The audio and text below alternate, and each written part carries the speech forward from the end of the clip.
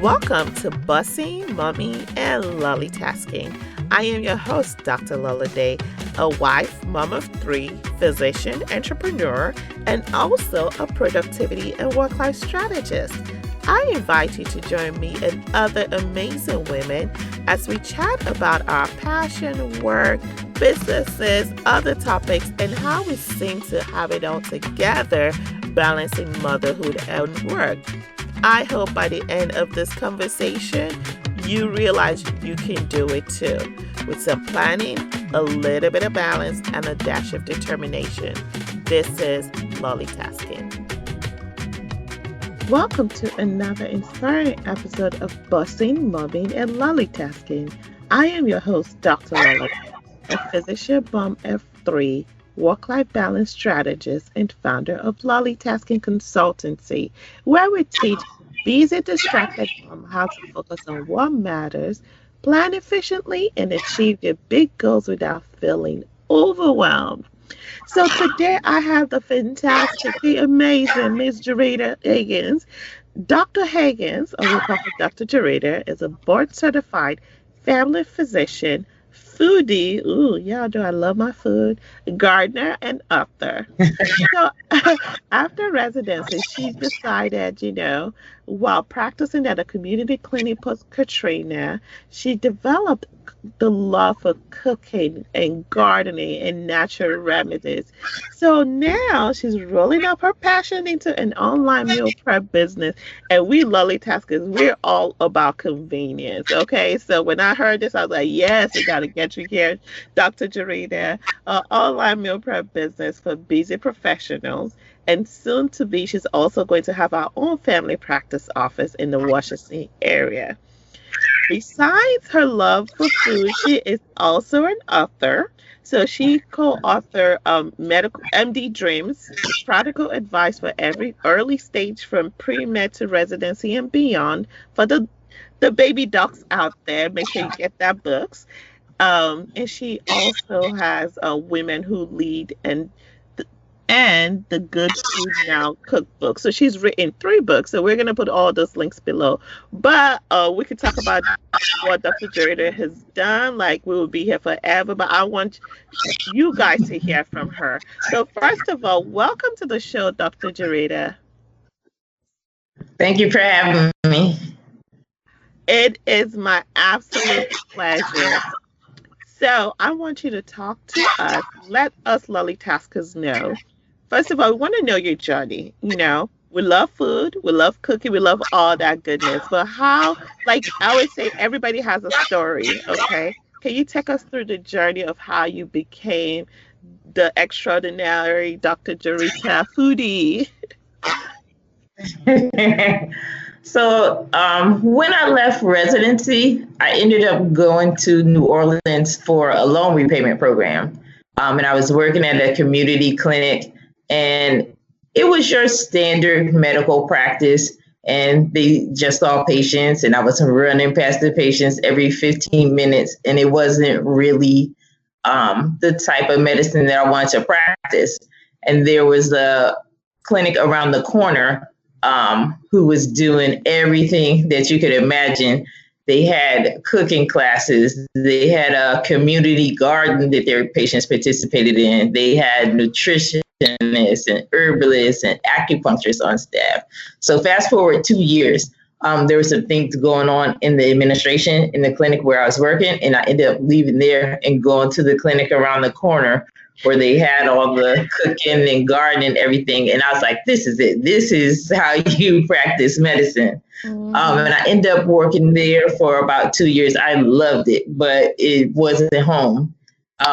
We basically didn't have any family there. So we ended up coming back home to Maryland.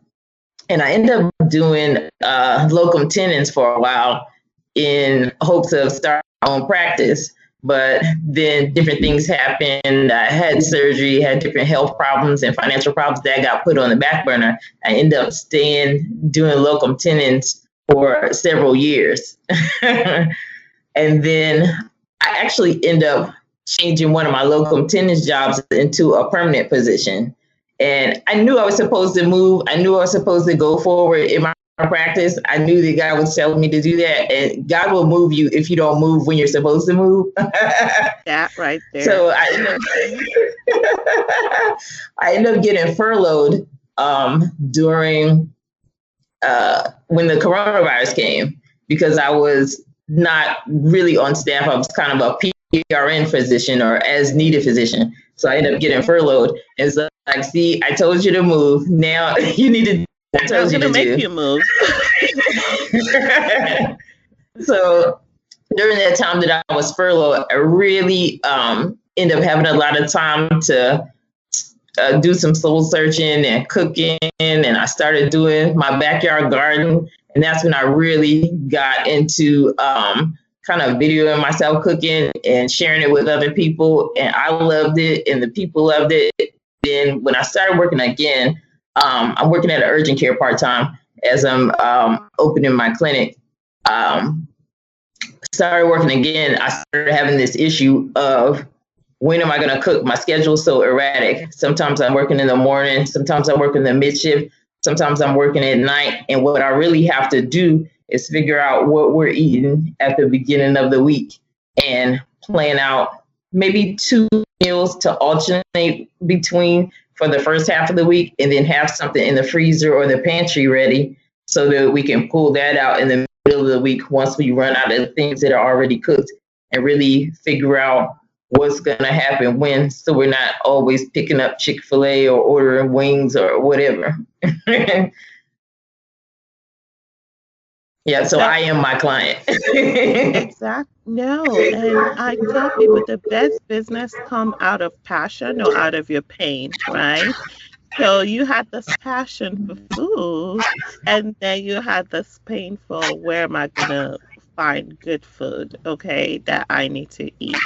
So let's go back to food as medicine. What was so amazing about that particular practice? Like, what kind of changes did you see in the patients when people brought nutrition in and the importance of food and how it helps patients in that the second practice you were at in New Orleans? Okay. So I'll use myself as an example because I was a patient of the herbalist that worked there. And for some reason, when I moved to New Orleans, it may have been the food. I developed like a terrible acid reflux, and I couldn't figure out what was going on. And the herbalist kind of sat with me and helped me figure things out. And we did an elimination diet where we got rid of starches for like 2 weeks, and then what they had me do is repopulate my gut. Like everybody has normal bacteria that lives in their stomach, but sometimes it gets out of balance. But they had me repopulate my gut by eating fermented foods, eating refrigerated pickles and Greek yogurt and things like that. And it really worked, like more so than any medicine. Wow. So that's what kind of made me a believer. Wow, that's fantastic. So this practice you were in, was it a family medicine practice? Yes, it was. Oh wow, fantastic. So it was a family medical medicine practice. And then they had like I don't like calling it alternative medicine, but complementary medicine to help Right.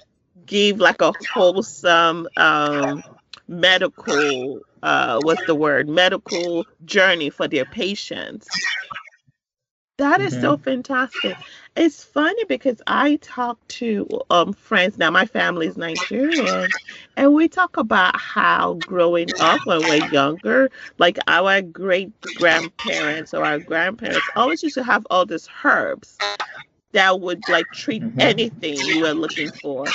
And as our parents got more westernized, like the family kind of went away from that. And it's almost like time to go back and be like, unfortunately, my grandfather just passed away, but be like, grannies, what were those things you guys put in here and what can we learn from it? Because, like, food is medicine, and that's why I was like, I need to bring you here.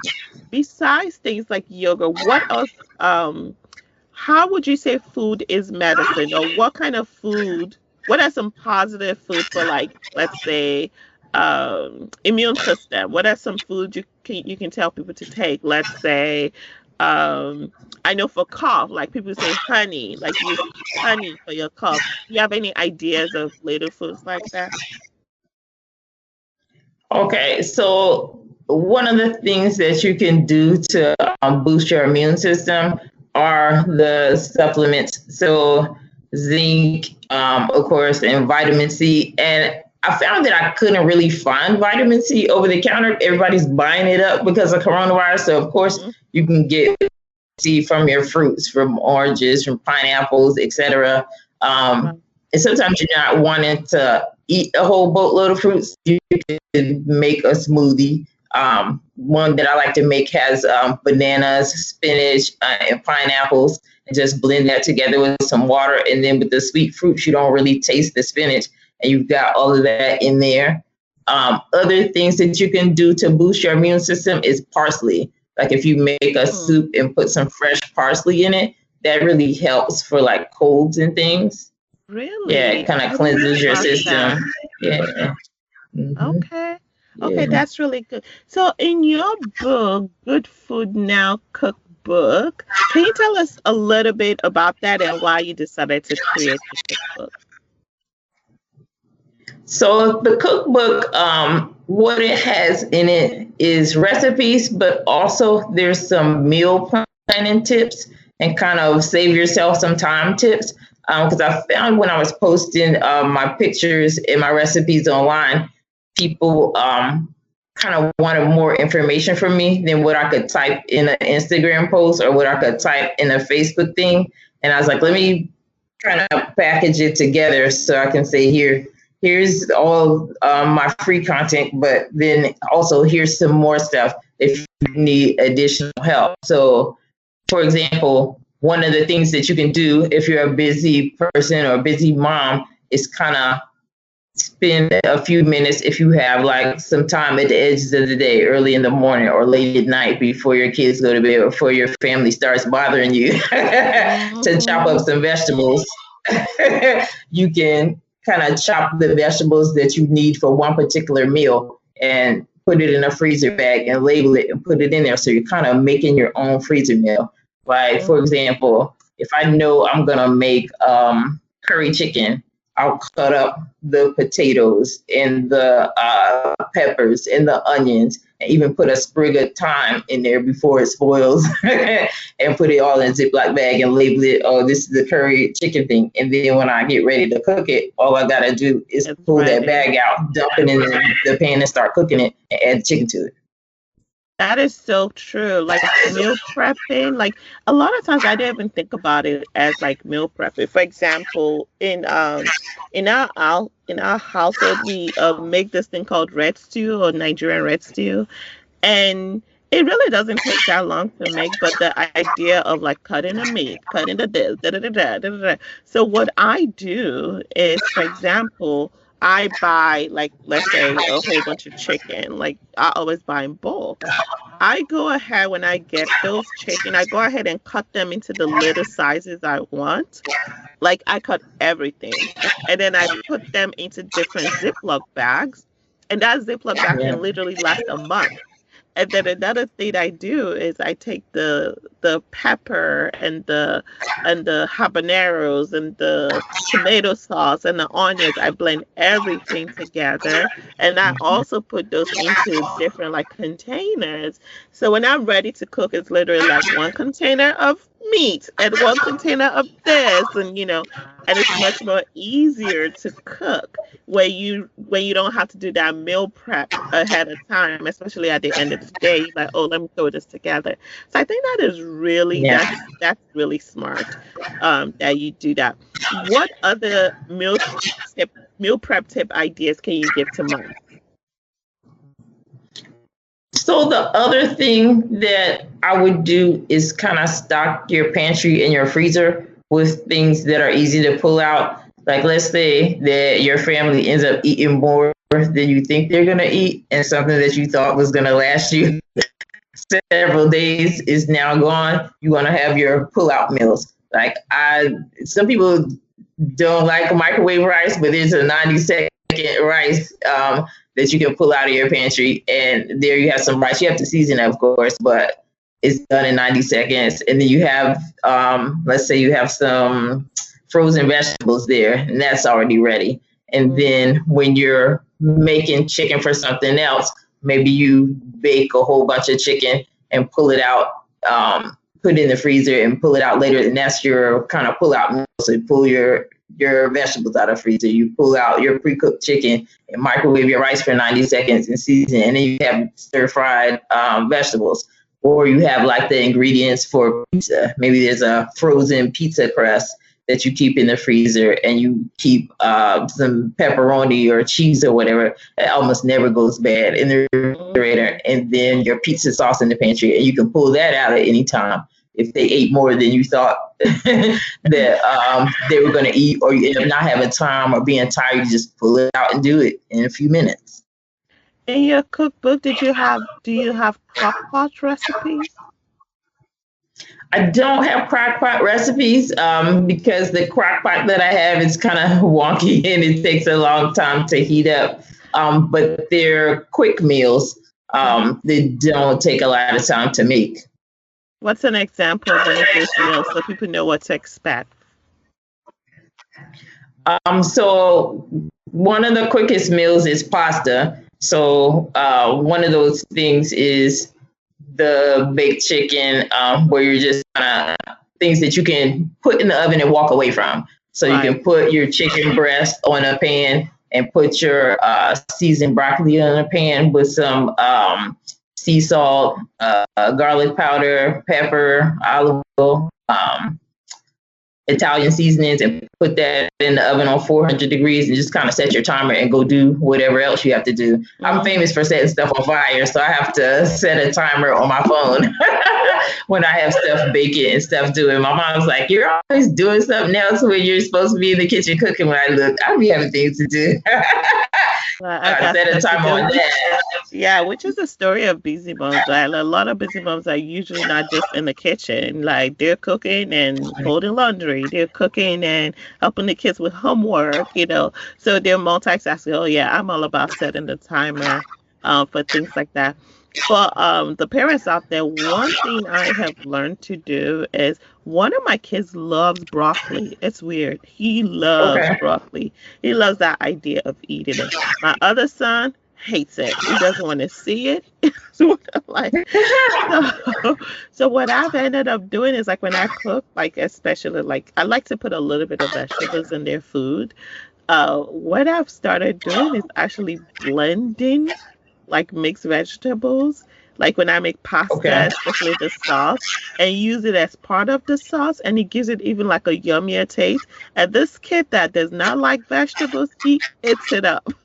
He doesn't know. So good. So I am all about, if you guys want to learn about how to hide like good food, like vegetables, hit me up. I have all these ideas that I have had to learn because this other kid, he even sees like one, he like throw it. He doesn't even tell me. He like picks it up, puts it to the side, and throws it in the trash. And I'm like, did you just throw all your vegetables in the trash? But I don't want it.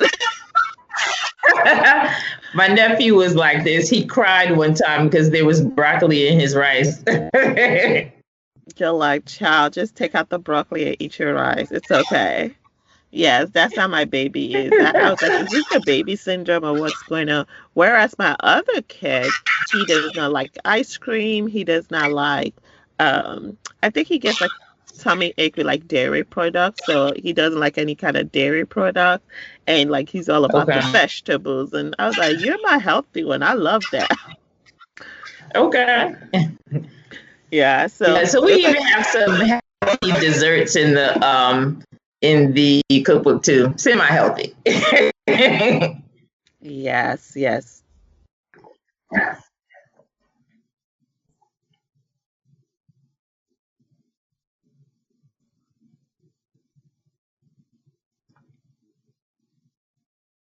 I just realized I didn't have water. I was coughing. No. All right. So tell us a little bit about your meal prep plan. So what we're going to be doing this year is doing meal prep events, one every other month. So coming up in February, what we'll be doing is a Valentine's Day meal prep event. So people are getting several meals all at once, and we can really make things or prep things ahead of time for several meals, all in a span of 2 hours. Like the one that we did for Thanksgiving, we made an entire Thanksgiving meal in less than 2 hours, maybe an hour and 45 minutes. And it really doesn't take that much time if you've got everything laid out on the counter and you've got all your recipes in mind. And what people are getting ahead of time is a shopping list, and they're also getting the recipes ahead of time. So if they want to cook with me, they can, or if they want to just watch me cook and make it later, they can do that as well. So it's they don't actually get the meal to them. It's more of a community of busy women who come together and meal prep together. That is awesome. And I think that would Right. even motivate you to meal prep, right? Like if you know that, oh, let me go get with my girls. Excuse me, oh my God. We're gonna like cook together and we'll meal prep together. So how many is it like a weekly thing, a monthly thing? How many meals do you get out of it? So it's going to be a monthly thing. So the one that I'm doing in February, we're going to do a meal prep for Valentine's weekend. So Valentine's falls on a weekend. There's a Saturday and then Valentine's. So what we're doing the week before is showing you how to get ready for that Valentine's weekend. So you're getting 2 brunches and 2 dinners with that meal prep.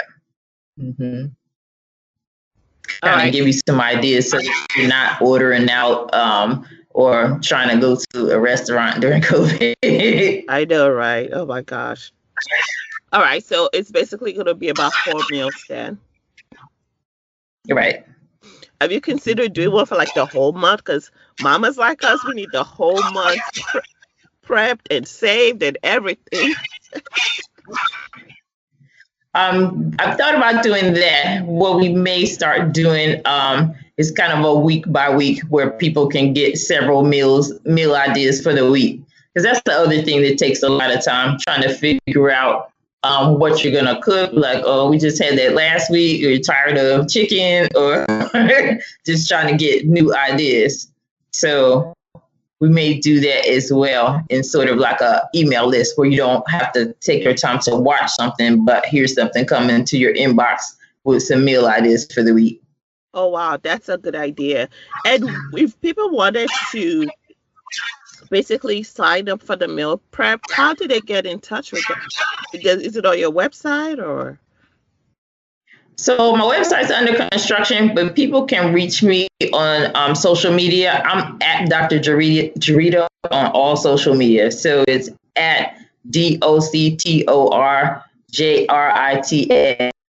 So doctor spelled out Jarita on all social media, on Facebook, on Twitter, and on Instagram. All right. So that'll So be announced there. yeah, so with the meal prep, I'm gonna put all that in the show notes, guys. So don't worry about Dr. Jarita. You get all that information. But for the meal prep, what I was gonna even ask is like, so oh my gosh, I'm hiccuping. For moms who want to meal prep, you can actually like, meal prep like for 1 week, like Jordan said, and take that and kind of like spread it out over the month, right? Like maybe like if it's something that has to do with chicken, instead of like one, like make like 3 of it.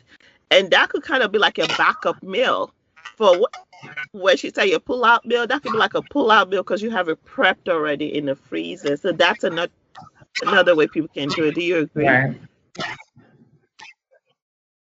Yes. And then the other thing that I like to do is show people how to use your leftovers. Like, that's my favorite thing. Like, y'all gonna eat these leftovers. Now, I might cut up this chicken that we had and put it in a pasta or put it in a stir fry or make a soup out of it, but y'all gonna eat these leftovers. No, let me tell you, food does not waste in my house. we eat it up somehow. It becomes another meal. Okay. The best Yeah. leftover preps for me is always like the Thanksgiving leftovers. Oh my gosh, I could make food with that for like 2 weeks straight. All right. So Yeah. Take the turkey and make sandwiches and make soup, you name it. exactly, what other ideas do you have for moms that they can use? So the other idea that I have is to keep a running shopping list. I use like a note in my cell phone to keep a running list of the things that we're running out of. So as soon as we run out of garlic powder or we're getting ready to run out of garlic powder, I put it on my shopping list that I keep running on my cell phone. As soon as we're starting to run out of milk, I put it on there. So then when I get to the store, I add things to it, but I don't have to worry about, oh, I forgot that. I forgot we were out of whatever it was. I keep that running list on my phone. And you always have your phone with you when you're going to the store. So you always have that shopping list and can just kind of delete it as you pick up those things. I agree. I actually do something similar and I share it with my husband and my kids so that they can add on as well. Because for South Street, you're like on the way and you're like, I'm gonna stop at the store, and then you forget the things you want to get, or you get like all the non-essential things, and you get home and you're like, oh wow, I forgot the one important thing I need to put this meal. We don't have it Yeah. anymore. Or maybe you think you had it and you just don't have it anymore. Oh, is there any other suggestions you have? So the other thing that I like to do is use a planner as part of my meal prep. So at the beginning of the week, I'm kind of figuring out what we're gonna eat when, um, and when I'm gonna cook that thing. Like for example, this week I know we're gonna have pasta. I know we're gonna have pizza. I know we're gonna have fish. So today, what I'm gonna do is defrost the fish and cook it, and we'll probably eat that today and tomorrow. And I know I'm gonna cook the chicken for the pasta and cut up the vegetables for the pasta. So we'll have that in the middle of the week. And I know we're gonna have pizza later on in the week. Sometimes I buy pizza dough, but I'm gonna make that pizza dough today and freeze it and pull it out. So I have that written down in my planner, like, oh, on this day I'm working 3 to 10, so there's no way I can cook dinner. So that's the day that they're gonna have to heat up this particular meal. And on this day, I'm gonna be working to 3. So this is the day that we're gonna make the pizza when I get home from work. And I really use my planner and kind of put that in with my other tasks, my business tasks, so I know when I'm doing what. I think that is such a fantastic idea. And I actually have a planner that I created too as the end of last year. We ended up not printing it, long story. And I have that in my planner. Like money, we're gonna eat Okay. this in the morning, we're gonna eat this in the afternoon, we're gonna eat this at night, because that's actually how I do it. And I haven't had any planner that has that. And I think for mom it's very important. Like part of you planning your week is to decide, okay, what are we going to eat next week? People underestimate how much it is to like just wrap your brain around it. All right. So what I've actually ended up doing was like having themes for the week. So like on Sunday is Nigerian Day. So I know like what we're gonna eat today. We have some compounded yam. We eat that at night. In the afternoon we may have some jollof rice, right? At breakfast we may have some like yam and eggs, which is like a Nigerian breakfast staple. And Mondays are legume days. So it may be like a burrito or whatever. And Tuesdays are rice and pasta day. So it could be like a pasta that I'm having that day. Wednesday, I forgot what Wednesday is again. like vegetables and meats day or something like that. So like when you have that, like so I have that as theme. So like so next weekend I'm trying to decide, okay, what are we gonna have next week, right? So maybe we had mac and cheese for pasta and rice day last weekend. Next week I may have spaghetti and beef, and the following week. That way it's not so monotonous. So that's basically how we do it. It's work for us and it's great. But if you come to our Yeah. house and you look at our meal plan, like you're gonna be like, what is past? Like it's not gonna make sense to everybody that have it at home. Yeah, you have to make it make sense for you. Like some of those days where I'm working in the evening, I'm thinking ahead to what's gonna taste good heated up that I don't have to cook right then and there. So even though I'm not there, the family can pull that out and eat while I'm not there. Or Hmm. what's gonna taste good if somebody's taking that reheated for lunch. Like nobody wants to eat soggy fish; they want crispy fish. So we're gonna have the fish today when I'm actually physically home to cook it, and they can heat up pasta and heat up pizza later in the week when maybe I'm not gonna be home because I'm working. Exactly, exactly. Do you have like really good breakfast meals in the cookbook? Because that's always my biggest challenge. There's some breakfast meals in the cookbook. One of my favorite ones is a breakfast casserole where you're putting your meat and vegetables and cheese in with some eggs and just putting it in the oven and baking it. And that's something that you can make ahead of time and put in the refrigerator overnight and bake it in the morning. Or if you do make it in the morning, you can set your timer and walk away from it and be doing other things. See, those are the And kind it of meals I reheats like. well. Yes, those are. I'm telling you, those are the kind of like meals I like doing, like the crock top, the all-in-one meals. They just put everything together in the beginning and then get it at the end, or Yeah. the just put it in the oven kind of meal. I'm not a baker though, like when I mean baker, like bakery type food. I always mess it up because I feel like when I was taught how to cook. My mom didn't measure. She just did a dash of this, a dash of that, a dash of this. So that's how I cook. And when you bake like bread and cake and all that, so you have to be precise, right? And I'm always trying to do too much.com. Just put in a little bit of this and I mess up the whole thing. So I There's no stick to like shame in buying pre-made things. no, the reason why I actually try though, and that's how I wanted to talk to you more about this food as medicine is like my kids have really bad allergies. Like for example, we my son had psoriasis sauce 2 weeks ago, and his whole body started to peel. Like so, like I'm always Oh wow. careful. Yeah, I try to make a lot of stuff from scratch.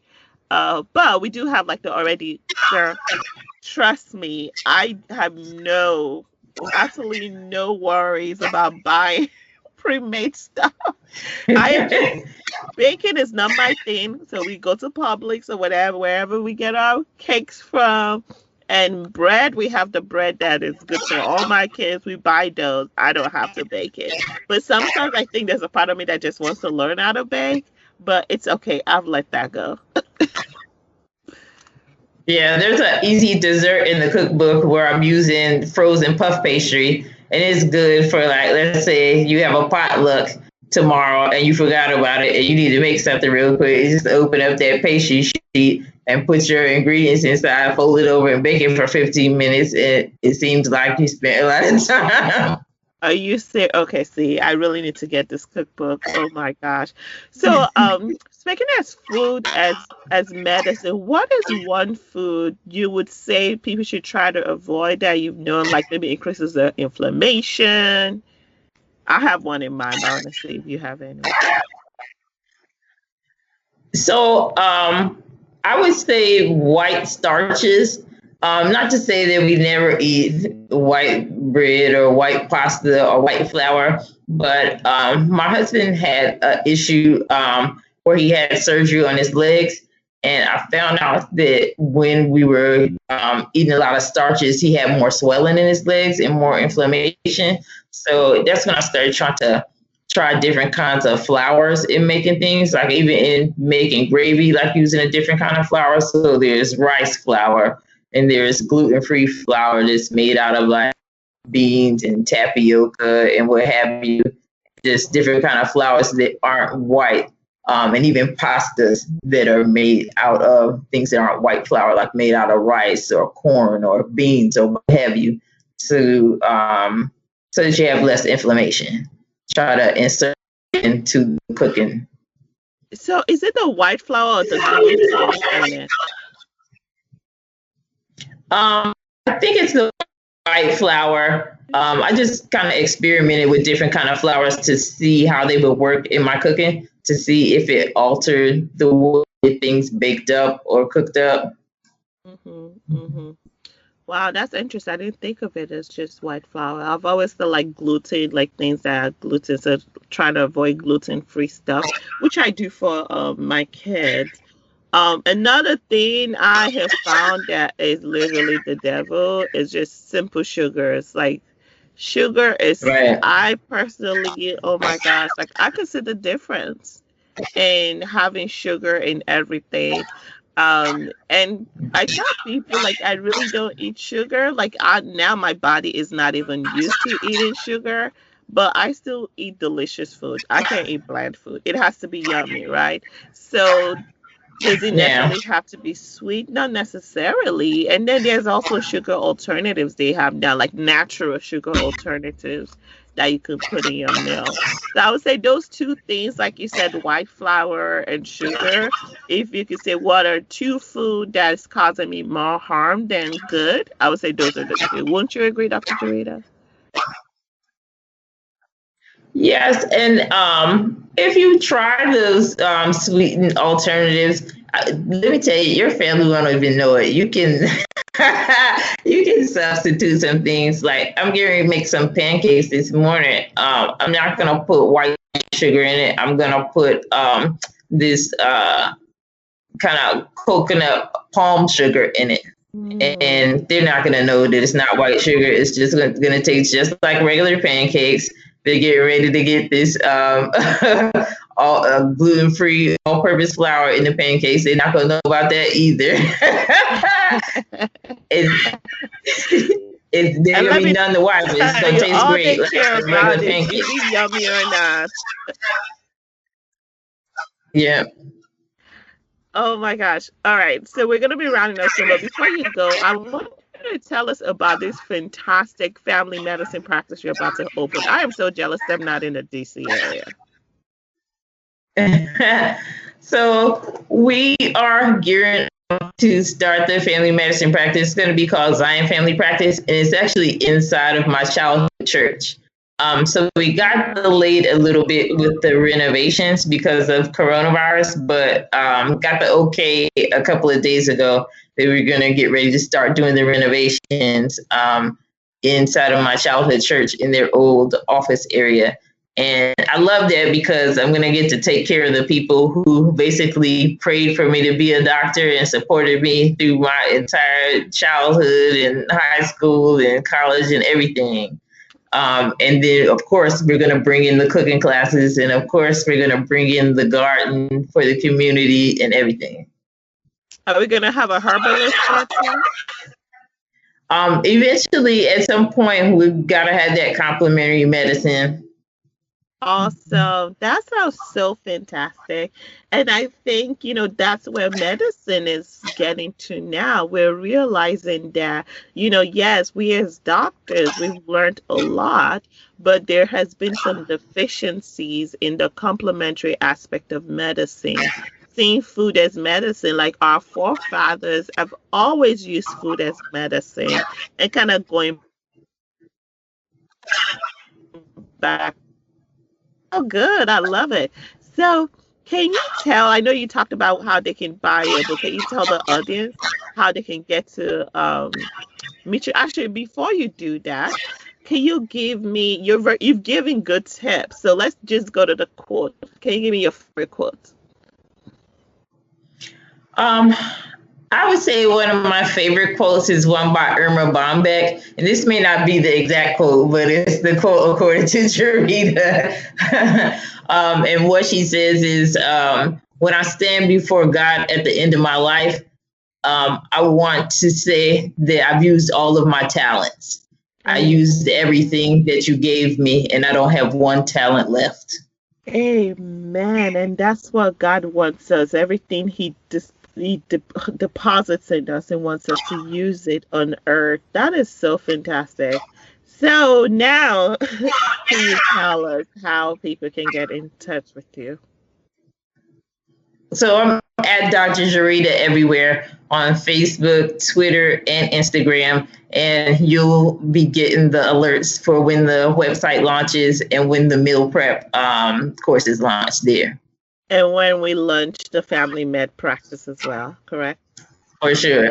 Awesome. For sure. You can't wait. Oh my God, this is so good. So I just want to thank you for coming, Jarita. This has been great.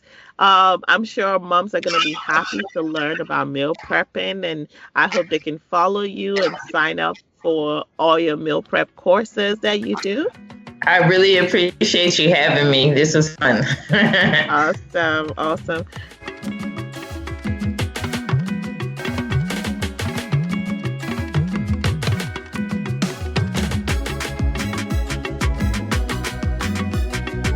So for you, LollieTaskers, all you bosses, all you mommies out there, thank you again for joining us for another inspiring episode. We will have all of Dr. Jarita's information, like I said, in the show notes. If you want to contact me or learn more about what we do, you can go to www.LollieTasking.com. Don't forget to follow us on IG. Till next time, remember you can do it too with some planning, a little bit of balance, and a dash of determination. This is Bossing, Mommy, and LollieTasking. Bye.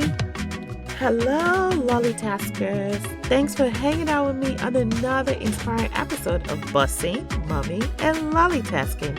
I hope you enjoyed it as much as I did. What was your favorite part? Or what was your aha moment? I would love to hear all about it.